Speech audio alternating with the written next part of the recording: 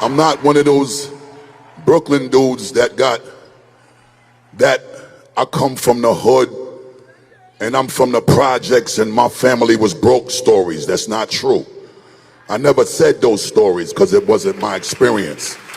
My beautiful mother and my hardworking father, two very disciplined, old-fashioned Jamaican people.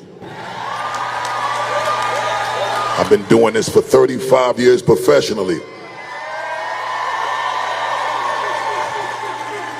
First thing I want to do, I want to big up Spliff and I want to big up Scratchator, because I knew them before I moved to Long Island and got with Leaders of the New School. And when Leaders of the New School kicked me out the group, I came back to them. Spliff is a Trini, Scratchator is a Belizean. I know these brothers since I was 7 years old, and we was raised by a community at the time when community used to raise children. And the community was a West Indian community. It's like manners and respect was super important. We was around hustlers, and they sell their weed or whatever, or they doing whatever they doing in the street. Smoke a spliff and drinking or whatever, but when the parents got off the bus, everybody put out their cigarette, put out their weed. You straighten up and the high instantly goes away because you want to make sure that you look proper and you ain't misrepresenting your family. I come from a time where our Caribbean community gave our neighbors permission to bust your ass if you misbehave. And then when your parents came home, they bust your ass again. I got a lot of heroes in this room that raised me through music. Buju Banton is one of them. He's one of my heroes. And I know we in similar age group, but I grew with him. I grew with Sizzler. I grew with Bounty. I grew with Ninja Man. I grew with Papa San and Lieutenant Stitchy. Lecturer, Professor Nuts, Tiger.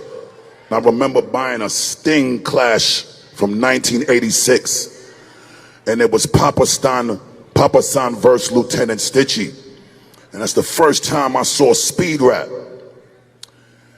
and I was like, these dudes are superheroes to me. I want to be like that, so I learned how to speed rap. I performed at the Apollo Theater when I was 16 with Leaders of the New School, and we got booed. And my father was happy. See it there? Yeah, waste time with a little rapper boy business, you know. Come sit down and learn trade. Long story short, I just want to thank everybody that still believes that the importance of raising a child as a community, especially in the Caribbean community. I want to thank y'all for not deviating from something that was needed and it was super important, because that's how babies like me was born.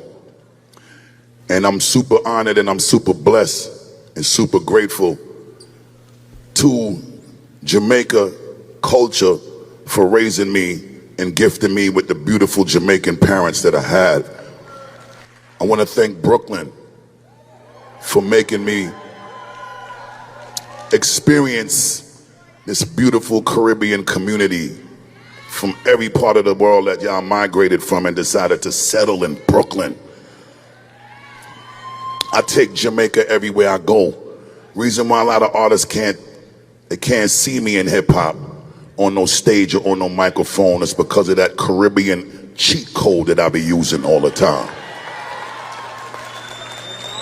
It's my weapon when it's time to respectfully compete or disrespectfully compete.